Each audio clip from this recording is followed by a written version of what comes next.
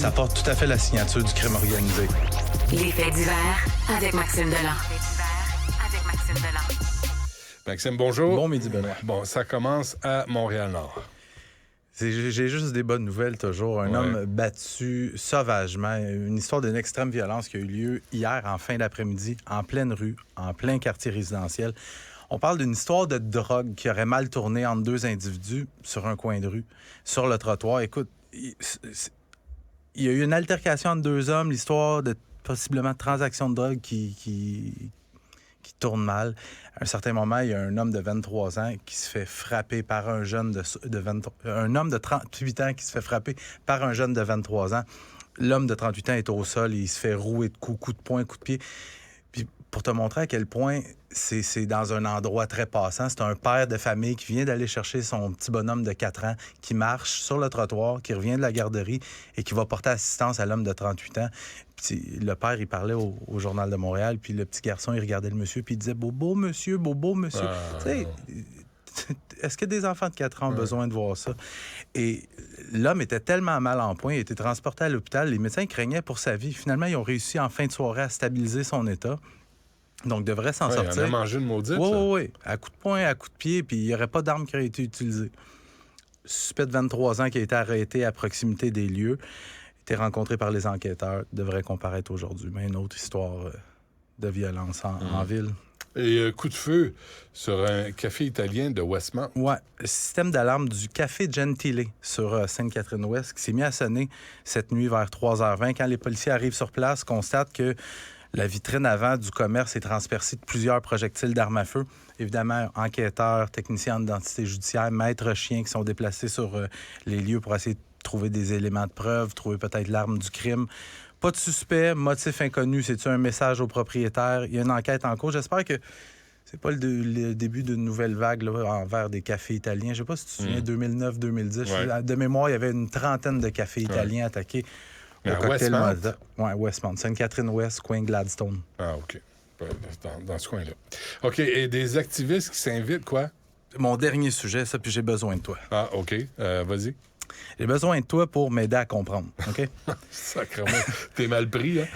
Samedi après-midi, il y a un groupe d'activistes véganes. Tu sais, les groupes d'activistes, eux autres, ils s'appellent Direct Action Everywhere. Eux autres, ils entrent dans des restaurants. Direct Action Everywhere. OK. C'est un groupe québécois. Activistes, ouais. En français. Ouais. Eux autres, t'as probablement vu passer des vidéos de ça. Eux, ce qu'ils font, c'est qu'ils se filment. Ils sont un groupe d'une dizaine à peu près. Ils rentrent dans des restaurants et ils viennent dire aux gens qui mangent que ce qu'ils font, c'est de la violence. Que la nourriture qu'ils mangent, c'est de la violence. Que personne ne devrait manger de la viande, etc., etc. Ils sont rentrés en fin de semaine, samedi après-midi. Il y avait des gens qui mangeaient au restaurant. Ils sont rentrés dans un restaurant de la rue Saint-Denis. Ça ressemblait un petit peu à ça.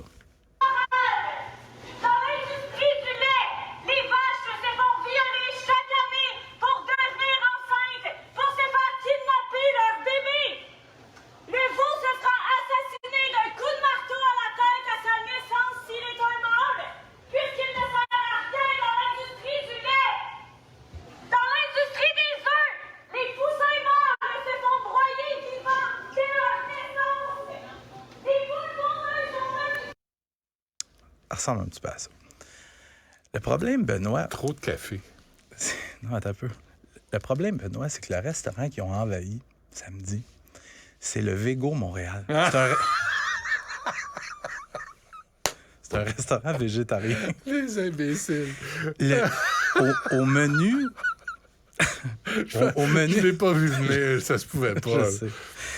J'ai regardé le menu du Vego Montréal. Tu peux y aller si tu veux manger une lasagne végétarienne, un mijoté de champignons. C'est très bon. Pizza aux légumes, des frites de navet. Ben oui. Tofu au gingembre. Mais sérieusement, tout ça, c'est très bon. C'est parfait. Mais moi, le problème que j'ai, parce que là, je tombe peut-être un petit peu dans l'opinion, c'est que dans le restaurant, il y a possiblement des familles qui mangent là. Ouais. Un papa, une maman avec leurs petits-enfants. Et les parents ont conscientisé leurs enfants qu'il faut peut-être réduire un petit peu la consommation de viande et tout ça. Puis là, t'as la bande d'activistes qui débarquent là avec les pancartes. Comment ils s'appellent, là? Attends un peu. Direct Action Everywhere. OK. Direct Action Everywhere. Pas foutu de le faire en français et en plus, pas foutu de lire l'enseigne devant le restaurant. Mais de ce que je comprends, parce que j'ai écouté, le son n'est pas toujours bon, de ce que je comprends, c'est violent aussi être végétarien parce que tu bois du lait, tu manges des œufs, puis ils l'ont dit, les œufs, c'est des poussins broyés. Ah, oui. Et le lait, c'est des vaches laitières qui se font violer chaque année pour tomber enceinte, Puis il y a aussi la torture des pois chiches. Oui, ça, mais c'est épouvantable. Mais c'est ça. Puis moi, j'ai entendu une étude, ça fait quelques mois de ça. Tu te souviens-tu, il me semble qu'il y avait quelqu'un qui avait une étude scientifique qui démontrait que les fleurs avaient des sentiments?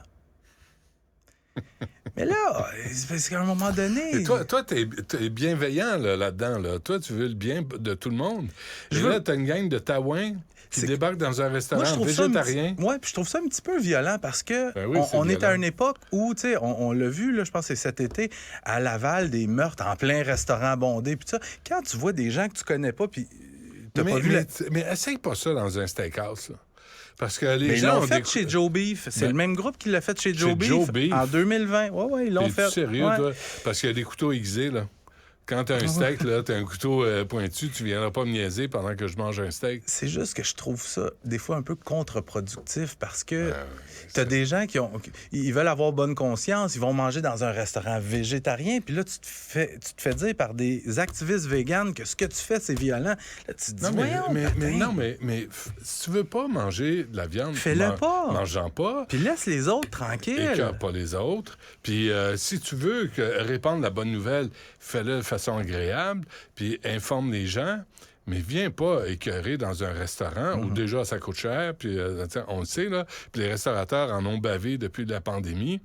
Peux-tu... Va donc balayer un trottoir. Ils mangent quoi, ces gens-là?